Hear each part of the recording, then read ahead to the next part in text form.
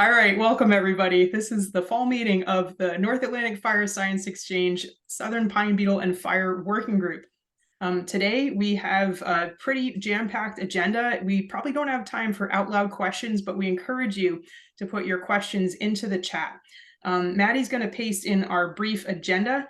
In short, we're going to hear some updates on the spread of Southern Pine Beetle, followed by some examples of pitch pine management that have been going on. And then we're going to have a little bit of time to talk about next steps for folks on this working group that want to keep engaging in different ways. So I will turn the floor over to Kevin Dodds, and we'll hear the beginning of Southern Pine Beetle updates. Welcome, everybody.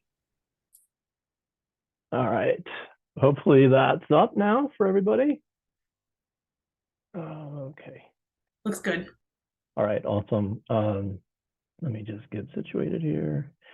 So it's great to see so much interest again in the meeting. I think, we had, 60 or so people joining. I think Amanda sort of alluded to this, like it's great to have people interested, but it also means that unfortunately we have a whole new set of folks who are probably either dealing with Southern Pine Beetle now or getting ready to. So that's unfortunate. But I don't have a lot to cover today. I was just going to give a few updates on some of the projects we're working on, as well as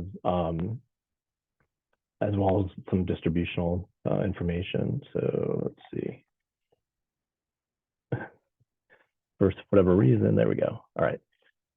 So, okay, not much change from last year. If you remember this map, it's pretty much the same. We added one location in southern Maine, but the footprint itself hasn't really changed in terms of that northern distribution. The one big one, which we'll hear about next, of course, is infested trees found in Massachusetts for really, well, the second time. Nicole's group found some last year as well, but actual outbreaks this year. We caught a second year of Southern Pine Beetle in some of the Maine traps. New Hampshire did not trap last year. They were going through some changes in personnel, but they're going to trap this year. So we'll have more traps in Maine, New Hampshire this year, and then I think New York will have some out as well. So we'll get a better sense of, that 1 year of sort of northern expansion was just a fluke or if it's more meaningful. So the fall trapping for this year, at least in terms of the people that I've spoken to, Maine, New Hampshire, Massachusetts, Rhode Island, and New York are planning to either trap or trap as part of an experiment we have going on. So I think, after this fall, we should have a really good sense of where Southern Pine Beetle is on our landscape in terms of at least where it's testing habitat.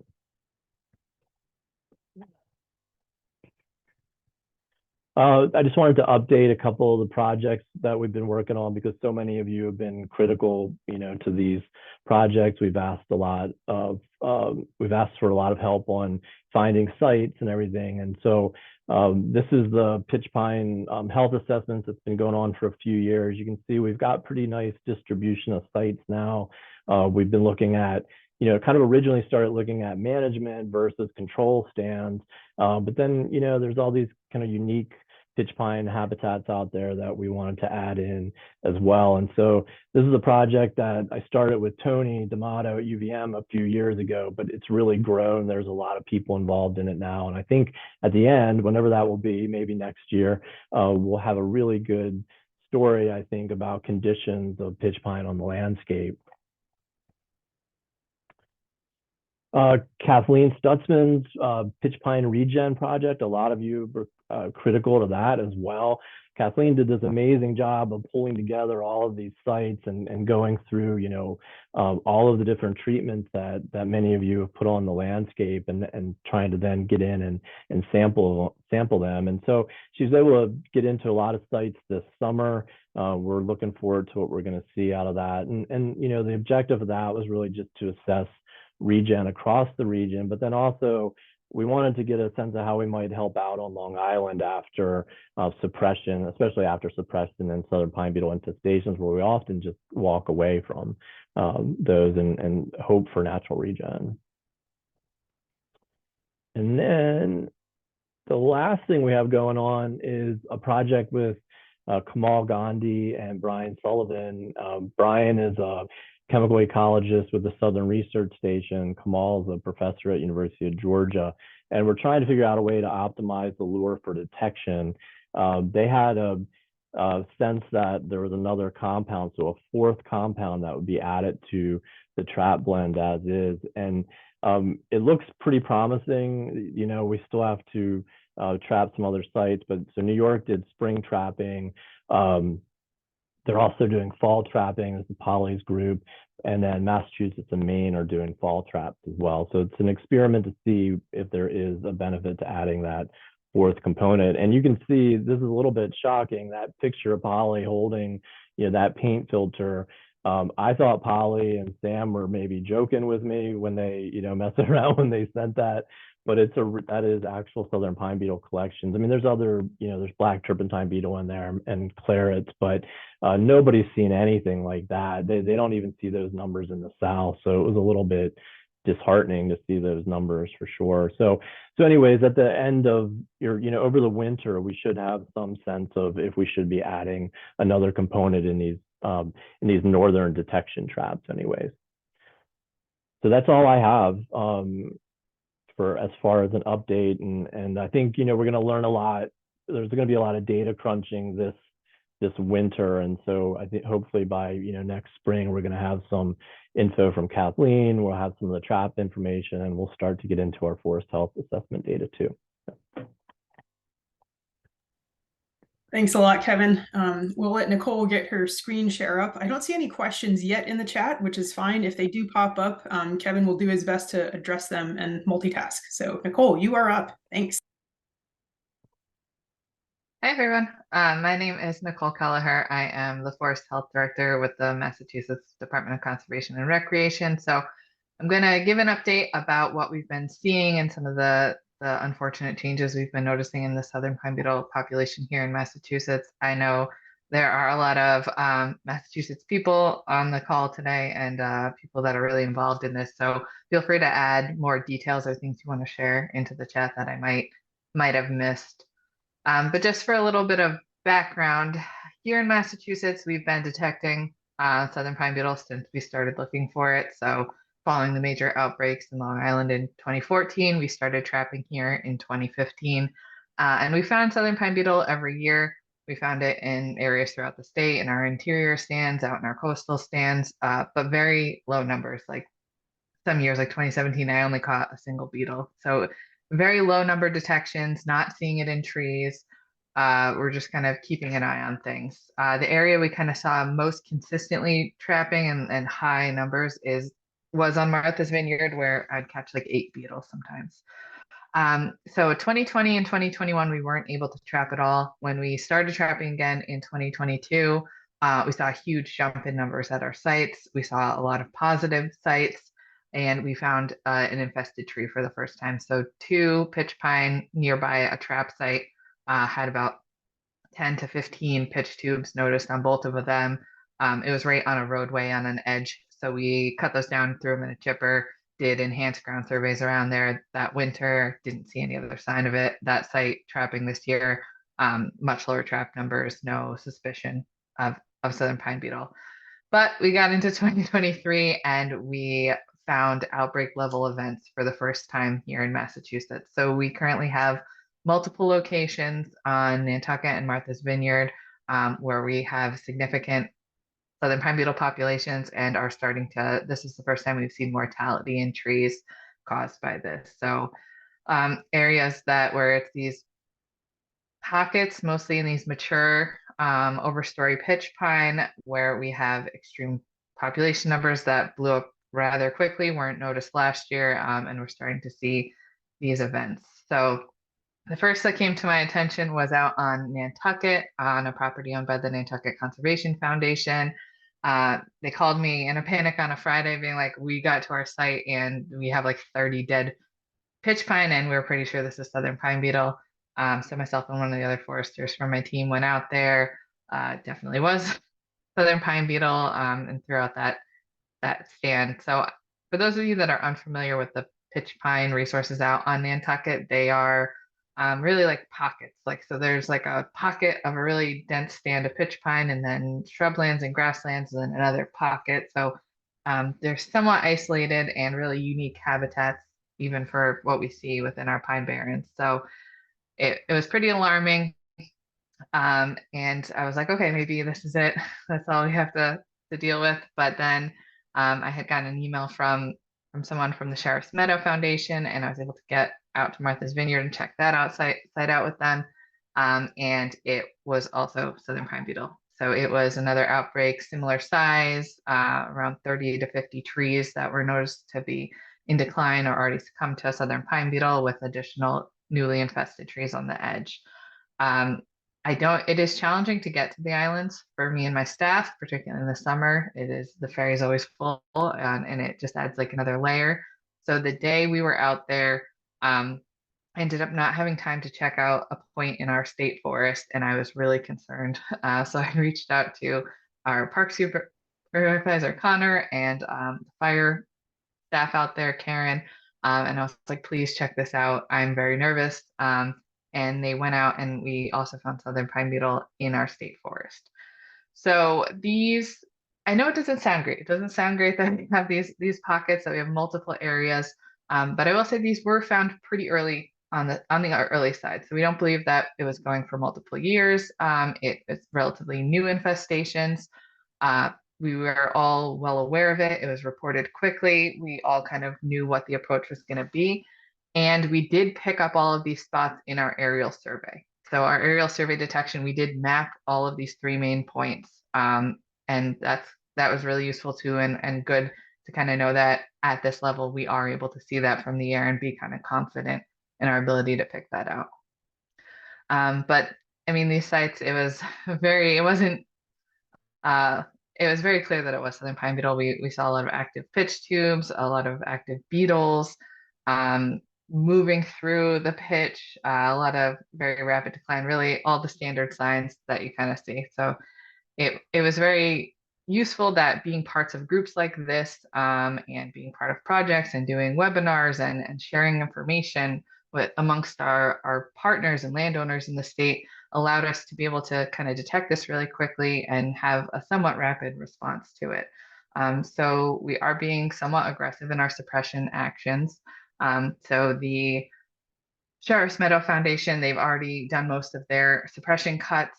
Nantucket started theirs, I believe, a little over a week ago, and we'll be starting ours on the state forest in a week and a half. So kind of responding as quickly as we can. There are challenges to a lot of these sites. One of the biggest being that it is a bat habitat. So it is active roosting habitat in many of these sites for northern long-eared bats. So that restricts the cutting during much of the summer months.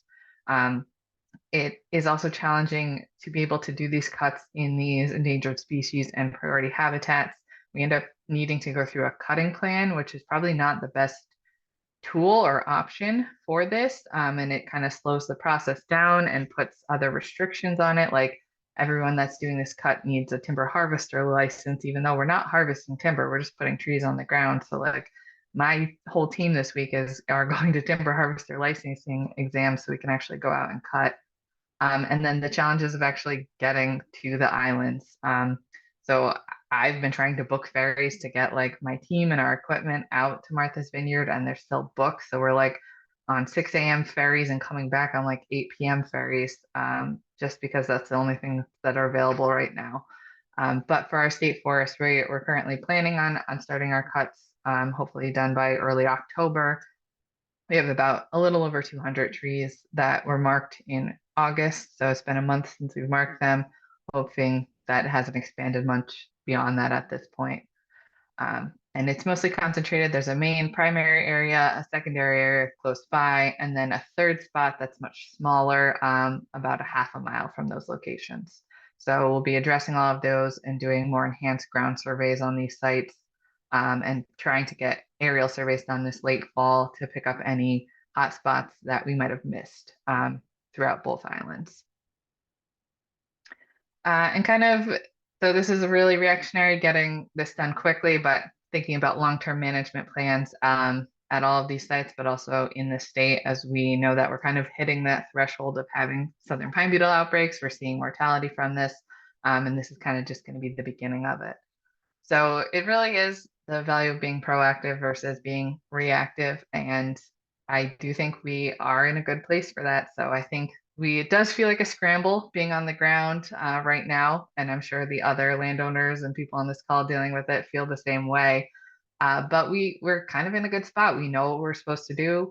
In 2018, we developed a Southern Pine Beetle response plan for the state of Massachusetts with input from a lot of different groups. So we kind of knew what our goals were going to be going into this and what some of our thresholds and targets would be. And we've had a lot of really great outreach.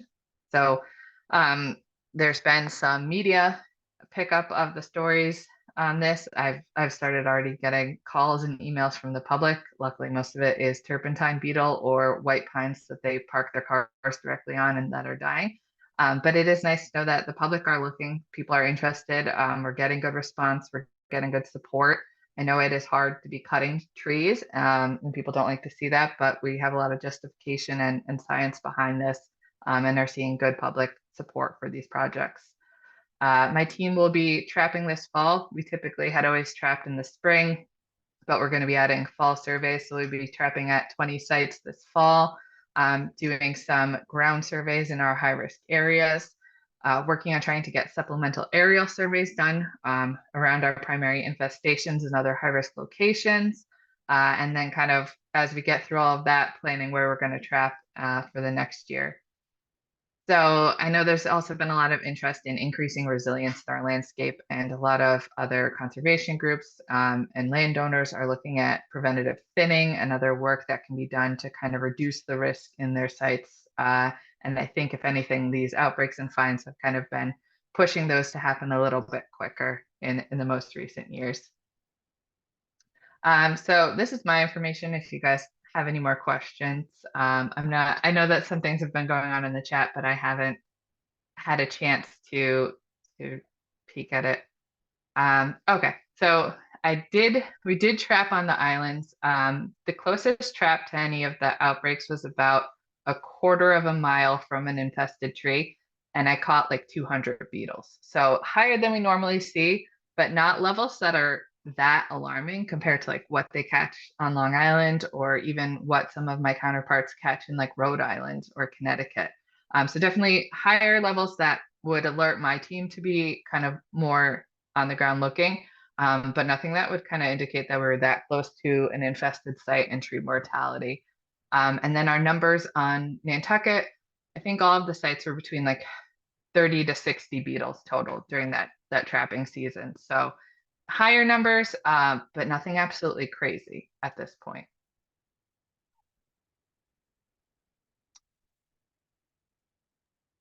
Awesome. Thank you, Nicole. I'm keeping an eye on the chat. Adam also shared a longer update on the sheriff's meadow and a suppression cut. Let me see if there's another question at the bottom. Oh, Norway spruce is a dead end host. Okay, so there's a little bit of back and forth about other hosts that for Southern Pine Beetle. Okay, I think we've addressed initially questions. So as a reminder for everybody, let's see if there's another one. Oh, Scott Pine as well. Thank you. So as a reminder, our agenda for today, we're just wrapping up Southern Pine Beetle updates, and we're going to give you a little bit of hope looking at pitch pine management examples, and then we'll talk about next steps. So before we move into pitch pine management examples, are there any other questions in the chat for our first two speakers on the spread of Southern Pine Beetle? Keeping an eye out. If there are, just drop them in the chat, and they will do their best to address them while the updates continue. Okay, we're going to switch tracks now over to pitch pine management examples. So there is hope. John Bailey from Southern Maine, please share some of what you've been up to try to combat the spread of Southern Pine Beetle in your landscape.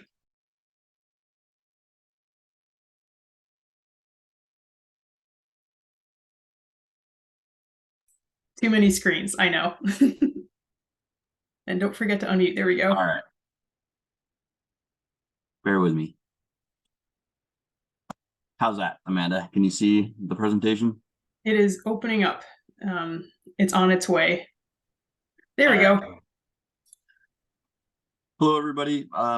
As Amanda said, my name is John Bailey, the Land and Fire Manager up in Maine. with the Nature Conservancy.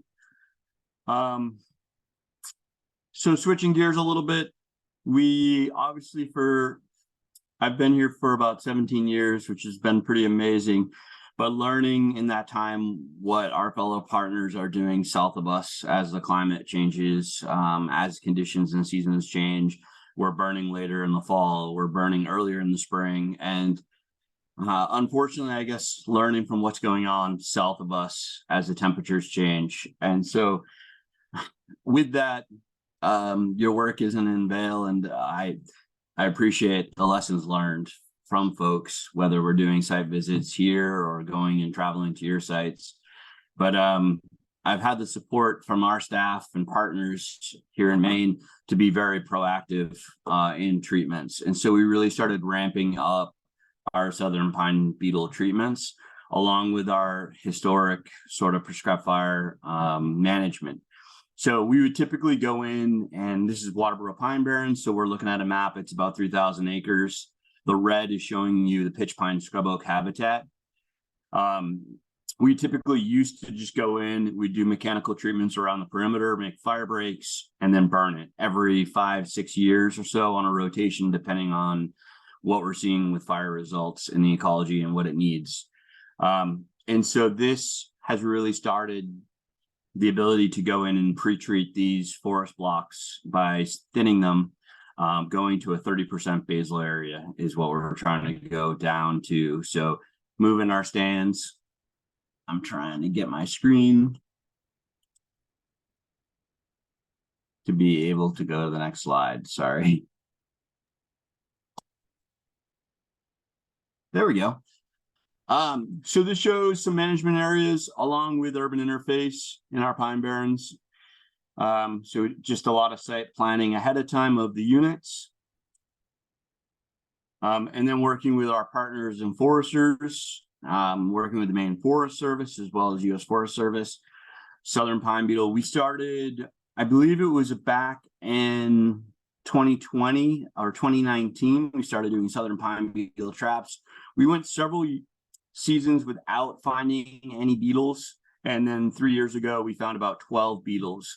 And during that time, it was high winds, and a research student was doing research at the site, and high winds, late warm winds, and weather in November. So typically we had our traps out during the growing season in the summertime.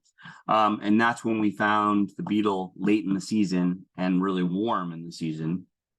That's some of our classic kind of basal area that we were starting with. As we started ramping up our thinning operations proactively, we were looking at bumping of the heads of restoration management and state forestry regulations. So essentially, which was kind of a big challenge. We had been cutting, and then sort of dawned on us that we're hitting sort of clear cut standards. And working with our forester, we were realizing that we were potentially hitting that edge of violations as Maine Forest Service laws go, state statutes, black and white standards. So we decided to have a large stakeholder meeting and sort of just air our laundry of like, this is what we're trying to do. How do we navigate legally to do this the right way without having violations? And then that created a lot of educational opportunities of folks within the Maine Forest Service as well, since one, fire adaptive systems were completely new to them, and two, kind of Southern Pine Beetle education and outreach, and then what we're doing there. Luckily, we were able to kind of continue with what we're doing without having to put it out to public comment, and we were kind of concerned about that because as we were cutting, and there on the left, you can see what the density of the stock looked like, and then post on the right of the treatments. Obviously, public outreach and education is really important, but changing what their neighborhood or their backyard or the road that they drive into their house was a challenge and a lot of pushback. And so we really wanted to stay away from sort of the public comment and then have just public perception driving our management and not science. So we were able to navigate that. Some equipment and thinning operations. The Fecon head is prepping some fire units. And then it's even for me to wrap my mind around these sites and the difference it looks is pretty wild. So thinking, kind of shocking, but knowing that we're trying to make it more resilient for what is occurring to the south of us and potentially what could happen in the future. We've gained a lot of neighbors have come around to what we're doing, and they're more in support of what we're doing. And then we'll get in there and burn. And we've been burning some of these sites already. So these are some of the unique species, the crew, the Maine Prescott Fire Council, which is really supportive in getting the burns done. And those species and insects and biodiversity that we're trying to protect and make more resilient. That's what I've got. Our plan right now is basically to ramp up our thinning. So we try to avoid during the summertime, one, because of a lot of our nesting species and wildlife are very active. And also sort of, we do have to give some of our neighbors, we were getting a lot of pushback last year.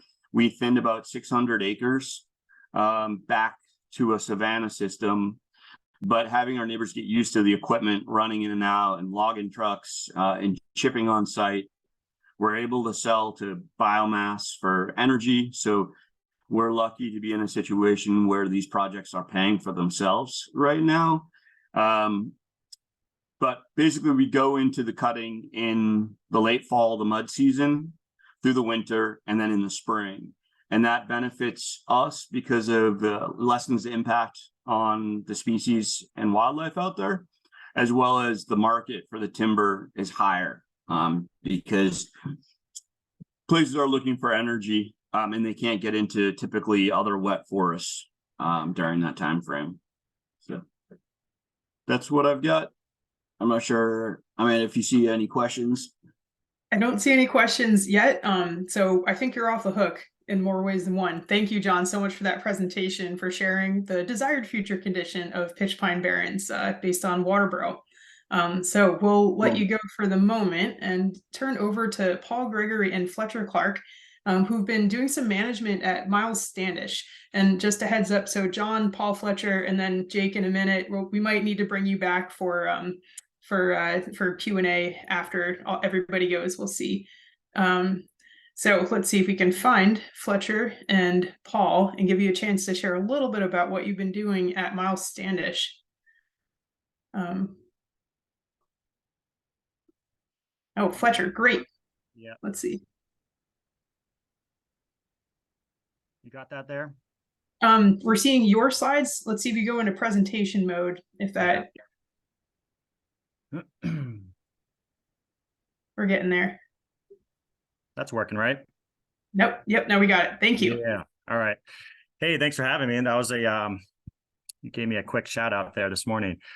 So, hey, I'm Fletcher Clark with Mass Wildlife. I'm a forester with Mass Wildlife, and Paul Gregory is a DCR, Department of Conservation and Recreation Management forester. So we've kind of got together over the years to see this plan that you see right in front of us, a 10-year management plan for, I guess we don't have to explain that this is a globally rare habitat system that we were trying to work with.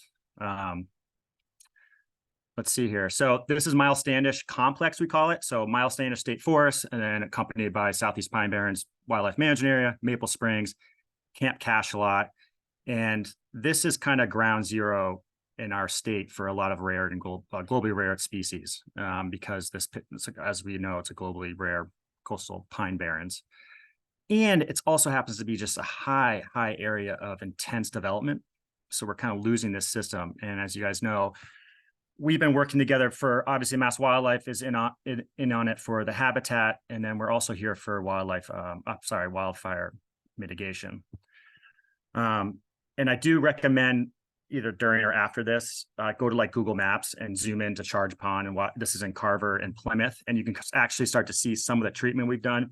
We just finished ringing Charge Pond. So that won't show up completely on Google Maps, but it is quite amazing to see how much we've opened up. So we started in 2019.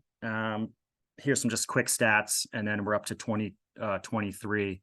And some of the challenges we found, we started mulching the scrub oak and the kind of that dog hair pitch pine. And come to find out, it's like, one, it takes a long time. And two, we were trying to kind of figure out the mulch mitigation because we want to get this prep for prescribed fire, right? We don't want too much fire on the ground. I mean, too much mulch on the ground for the smoldering effects. So we've been, first couple of years, we've been kind of like testing it, getting some bigger acreage done through mulching, but then realizing that we're coming across a lot of white pine plantations that are on this site. So we started to switch gears a little bit and go right straight to land clearing. So full tree removal, chipping, and hauling. And John, you just said you have a market for all this.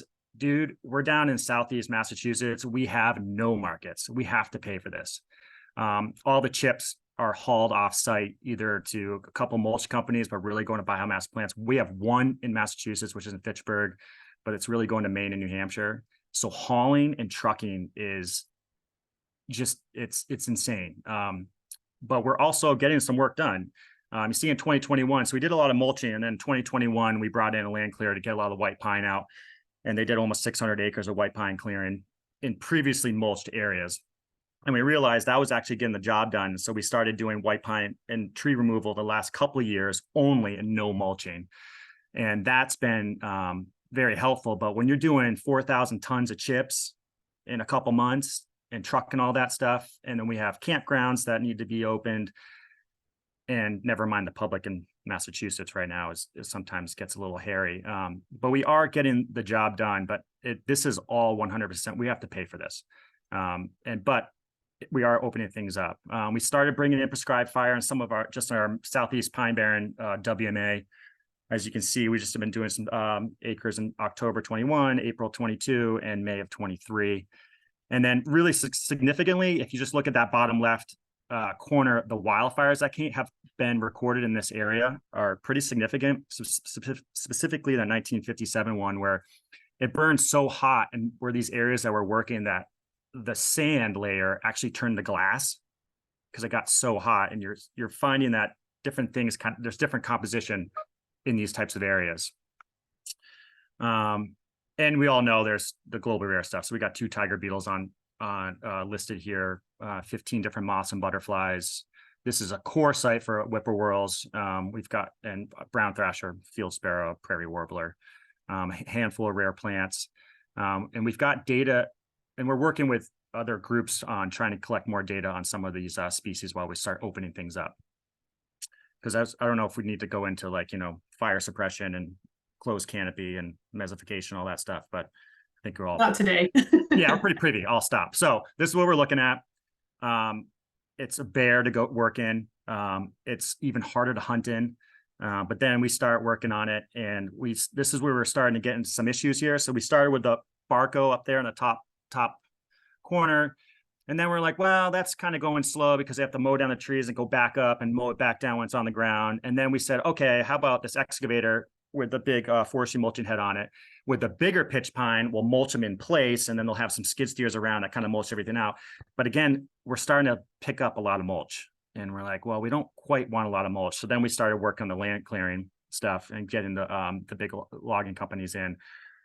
But it all starts to go for $1 per acre. It's starting to change, right? It's a little bit cheaper to mow, but when you're starting to get bigger trees, it takes longer to do. And then when you start doing the land clearing, that gets even bigger price, because again, I'm going back to trucking and hauling and processing. Where do you bring all these chips? Because we have to do whole tree clearing to get the fuel, to reduce the fuel load.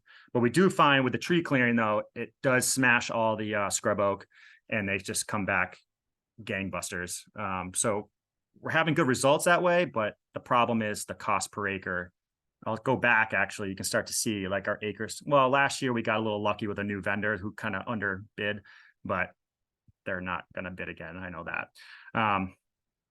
And so just showing, you see the mulch layer on there, but this is the before, and this is this edge that we're doing. And when we mulch, obviously, or when we do these tree clearings, we put the fire breaks in place when we have the equipment in there. So on paved roads, we're doing 50-foot buffers. Sand roads, we're doing 30-foot buffers, and interior woods roads, or interior like this is like 20-foot buffers, just so when everything gets prepped, we're ready to get going. These are just some fun pictures. the snowy spots, that was done that season, but then on the stuff that you can see down there with the scrub oak coming in, that's about 3 years old. So you kind of see that nice difference in there. And that white pine in there is gone because we took it all out. There's another little picture of it, of what we're seeing. That's kind of like a fire break that we have right in the middle there. And that's about 2 years of growth on the left there. So that's greening up pretty nicely, and we're getting pretty good results with that. And then, so we used to just kind of with the mulching, we kind of said, all right, let's kind of a grid, like, all right, trees at X diameter, like 8-inch diameter pitch pine, leave them and try to get everything else down. But we ended up starting to get into these like kind of grid formats. And so we're trying to switch it up a little bit with the stocking. So this is a nice pocket of like large pitch pine. So we just go by prescription on this and say, listen, anything over 10-inch diameter pitch pine, leave them. All white pine, everything else pitch pine under 10 inches goes. We're getting some good results, but then you start opening up a little bit more. So this is actually like a higher stocking of pitch pine, which is not that common where we're working, but in this pocket it was, and it's really nice to see. But then you start getting into the white pine plantations that were planted here in the 30s, and we start opening up pretty significantly. But you still have a good stocking, but it's variable, super variable. And we had one season where we took out all that white pine, and we actually had a lot of mortality in one of our units, just individual tree mortality. And it wasn't Southern Pine Beetle, it was just everything else. And I think maybe a little bit of shock because of opening up so much so quickly. I saw something in the chat, so you get aggressive blowdown. We're definitely getting some aggressive blowdowns in here. Although, we want this open vegetation type, and we're pretty happy with the results for the most part. Obviously, we're concerned about this talk. And this is about 3 years of growth afterwards. This is kind of that grid thing I was talking about. So we're trying to switch it up a little bit and kind of create more islands and a little bit more stocking on one side versus the other, and just playing around with it. But so far, so good. We're up to just over 1,100 acres that we've opened up so far. And we're getting ready for this season as well. As everybody knows, most people know in Massachusetts, we are under a tree cutting moratorium on state lands. So we're just trying to kind of trying to stay afloat here and try to see what's the next steps are. And we have the northern long-eared bat, which is in this area, and trying to get more data on that and how to kind of operate in this area. So I believe that's all I have. But I just recommend coming down here. This place is awesome. Sandy, it's just super sugar sandy roads, and we're opening up, and I think we're pretty happy so far where we're going. Just we have to get through all the, as everyone just said there, the permitting and our markets. How do we move forward, trying to get best bang for your buck per acre? Awesome. Thank you so much for that update, Fletcher. There are a few questions coming into the chat. I'm afraid we don't have time to take them out loud, but we're going to move on to Jake and give Jake a chance to talk about what's happening next door at Camp Edwards. But I encourage our speakers to peek at the chat and try to address some of those questions. So, Jake, we welcome you to share your screen and take it away. Thank you very much.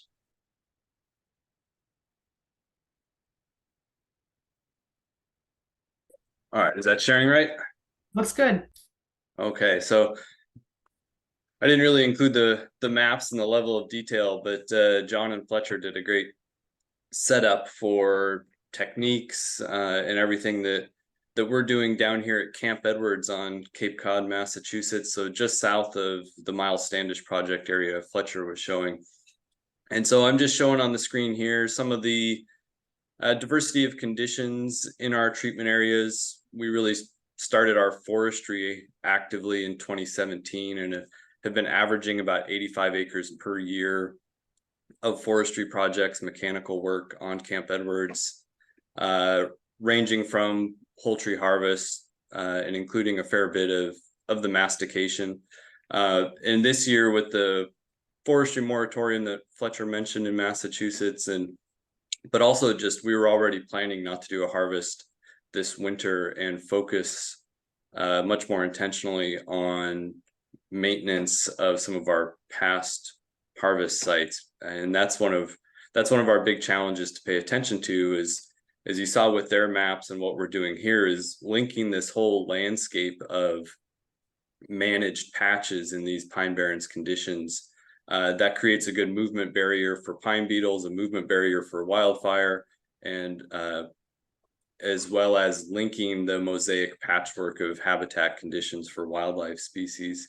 But if we're not paying attention to that maintenance phase, particularly in those first 5 years, then we're going to lose a lot of those southern pine beetle benefits, as well as the fire and habitat benefits. So we're doing coppice treatments this winter in 2 of our different harvest sites on the base, and we've seen really great results with that in the past, including one of our harvest sites that we did in 2018, followed with prescribed fire, and then did half of that site with one of the coppice treatments last winter.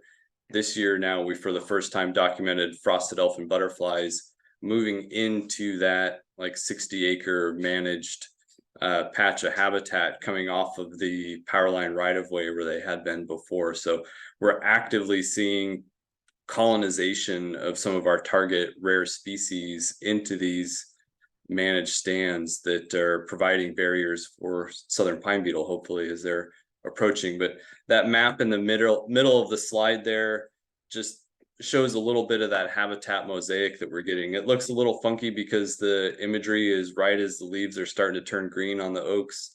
But you can see that 180-acre prescribed fire down in the south, and transitioning up through that patchwork of different forestry projects. And most of that about 2,500-acre rectangle has had prescribed fire at some point in the last 10 years.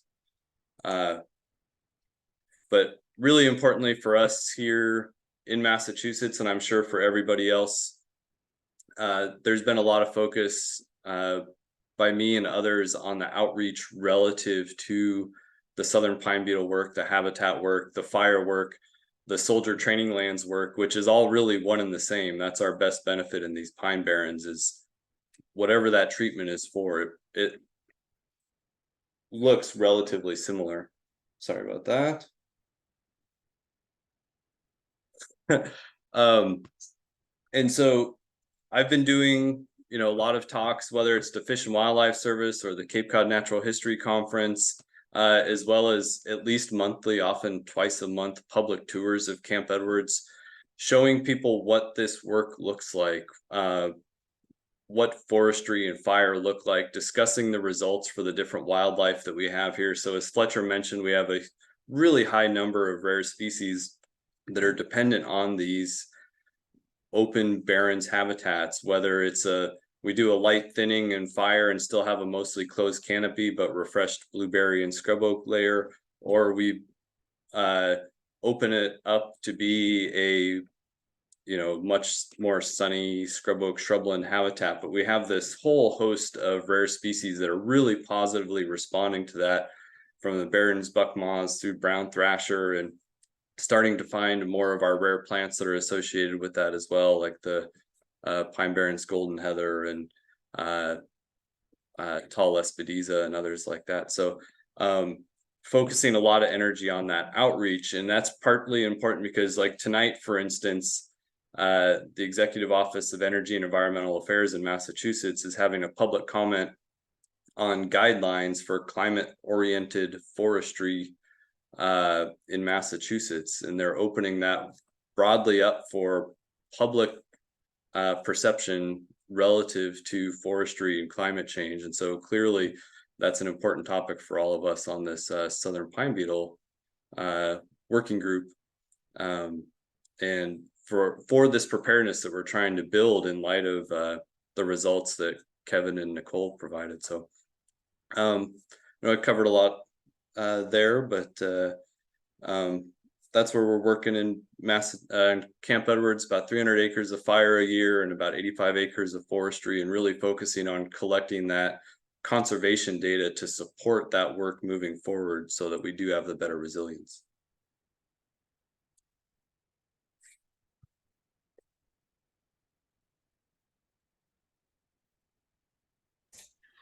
All right, awesome. Thank you. There's some good conversation going on in the chat. I encourage folks to keep on dropping your questions in there. And in the meantime, Jess, we invite you to share your screen. And Jess is going to send us home with some updates on what's next for New York. Hi, can you hear me okay? Sounds great.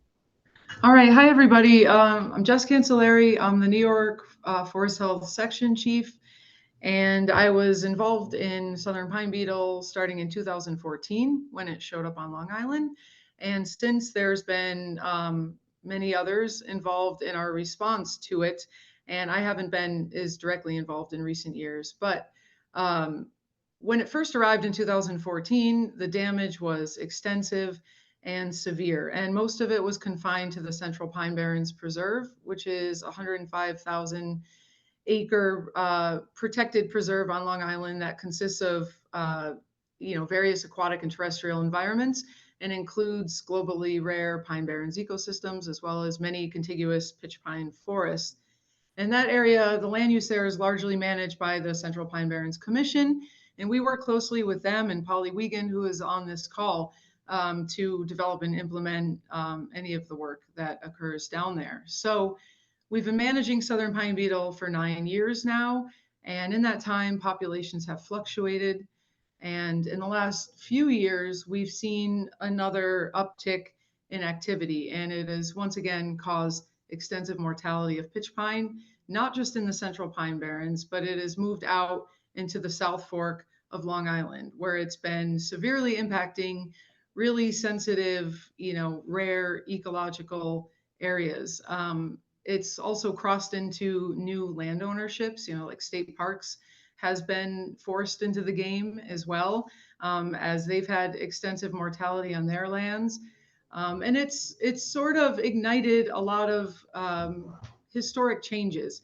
And so the whole history of our program has been based on historic changes on Long Island. When the beetles showed up, we virtually had no infrastructure in place to deal with it in a really sound way. We had absolutely no timber market. We were on an island. So obviously the costs of management activities were exponentially higher than in the South, where you could simply do a timber sale. And there was little capacity for us to use contracts. Again, there's no timber market, so there's no contractors wanting to bid on anything. And we were limited in our management options to cut and leave tactics, whether it came to preventative thinning or suppression. We were often forced to utilize cut and leave only. Also, initially, there was no political or social support because Long Island had no history of forest management. So people were not comfortable with the idea of thinning forests or trying to do timber sales. So there was a lot to overcome in that regard as well. Furthermore, there was no prescribed fire management program, and years of fire suppression and other human activities had resulted in, contiguous, highly dense stands of pitch pine that were particularly susceptible to Southern pine beetle. So with all of this in mind, the Southern pine beetle problem highlighted the urgent need for preventative management, suppression, and restoration in the pine barrens. And so over the last 9 years, it's really been the persistent work of a relatively small number of people that have resulted in some of the momentum that we've been able to achieve. And so I feel like leading up till now, there's been a DEC and many of our partners just working to build that infrastructure on Long Island in order to be able to continue to go forward and do good management. So in 2018, the DEC allocated funding to the Central Pine Barrens Commission to facilitate the creation of an interagency prescribed fire program.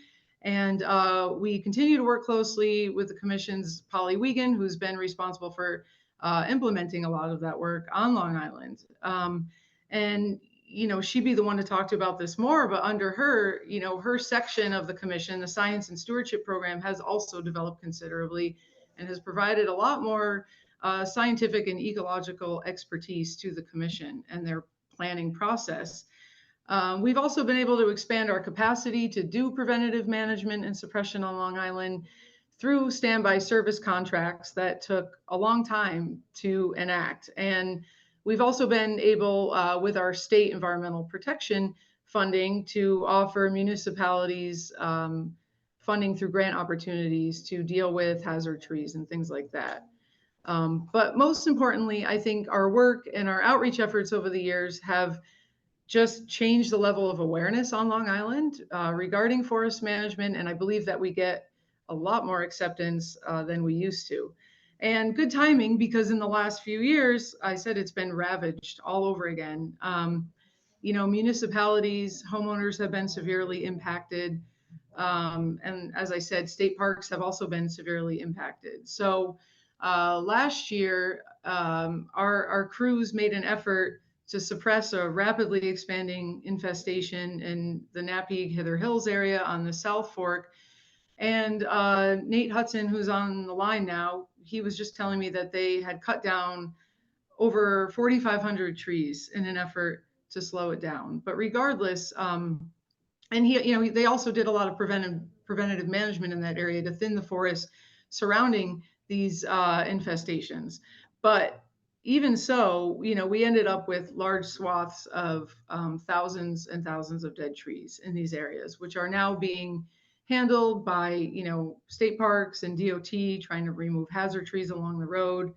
And it's a big mess. And so I think now we're at the point where we've like slowly built this infrastructure, and we're ready to just continue moving forward with that. We know that SPB outbreaks are going to continue to occur. They're going to continue to chip away at our limited pitch pine resource on Long Island and cause significant ecosystem changes. And if we want to maintain pitch pine, we need to continue to act aggressively. So I think the importance of a long-term sustainable management and restoration plan is more important than ever. We're realizing that suppression obviously isn't enough, and we need to do more to maintain the pitch pine component on Long Island. So what that looks like going forward is continuing to expand our fire program and supporting the continued expansion of the Central Pine Barrens Commission, and also continuing our interagency collaborations. And I mentioned earlier some historic changes. For example, State Parks is an agency who has never done forest management, and now they have dedicated staff on Long Island looking to find solutions and to be able to implement management and restoration activities, which is pretty amazing. And in terms of going forward, DEC has also combined our Southern Pine Beetle program with our prescribed fire program just recently. They were previously two separate programs, but now we are treating Southern Pine Beetle as more of just a small component, a small but significant component of our larger restoration effort. So going forward, we're going to develop a plan rather than our SPB management plan. It will be replaced by a pitch pine barrens restoration plan. And that will include a lot of interagency collaboration. And the idea is to try to strategize the work we do to create a more like interconnected managed area, similar to what we just saw in the last presentation in terms of connecting corridors and trying to stop the spread of the beetle. Also addressing serious concerns like regeneration on Long Island. Prescribed fire will be essential because we can't, without prescribed fire, we're just not going to regenerate pitch pine, and we can't possibly plant. These areas need to be burned. So that is our strategy going forward. And I think it's taken almost a decade just to get to the point where we have some of these things in place. Of course, we still continue to face certain challenges. We still don't have a timber market. We're still limited in our ability to just remove woody material from the island. So we cut down a lot, but we're still trying to find solutions on how to not put so much wood on the ground and how to deal with that. And, with the recent bat listing, that's hindered our suppression efforts. But honestly, I think it's more of an opportunity to start thinking more broadly and on an ecosystem level. And I think there's a lot of opportunities to start incorporating wildlife objectives into our management plans, which I think, should always be in place anyway. So that's about all. If you have any questions, I don't think we have time for questions. It's two of. Yeah, thank you, Jess. There was a lot of great information packed into this. Jess, you do have a question in the chat, but since we just have a couple minutes left before the top of the hour, let me make sure to thank everyone for taking the time to be part of this, especially for our speakers today, just kind of sharing updates. I regret that we didn't have enough time for more back and forth, but one question I have for everybody here is what would help you in dealing with Southern Pine Beetle? Would you like more field tours? Would you like meet and greet opportunities with some of our more experienced folks here? Would you like to have a silviculture working meeting? Would you like to have some virtual topical events? So please drop into the chat if you have a preference for any of those items that you would like to see in the future from the Southern Pine Beetle and Fire Working Group from the North Atlantic Fire Science Exchange. We only dusted the surface today. There's a lot going on, a lot more that can be learned. But again, huge thank you to everyone for sharing your experiences today. This is extremely valuable and helps us all better prepare for Southern Pine Beetle. So we will leave the chat open and leave the meeting open. But I think with this, we're gonna share a couple of resources in the chat and then formally adjourn in the next 30 seconds or so. Upcoming meetings that you might be interested in. A graduated student, Sonia Kaufman from UVM, is going to be giving a talk as part of a NAFSE student series. Eric's going to share the link in the chat, and it's also on the NAFSE website. And also, John Bailey is going to be hosting a field tour at Waterboro Barrens as in partnership with the University of Maine. So Maddie just dropped a link to that in the chat as well. So if you want to see, sign up fast. It's a popular series. But really, thank you everybody so much for coming. And again, we'll leave the chat open and stay on, but for now we will formally adjourn. So thank you everybody. Feel free to stay on for a few minutes if you have time. But again, virtual round of applause for our speakers today. Thank you, thank you, thank you.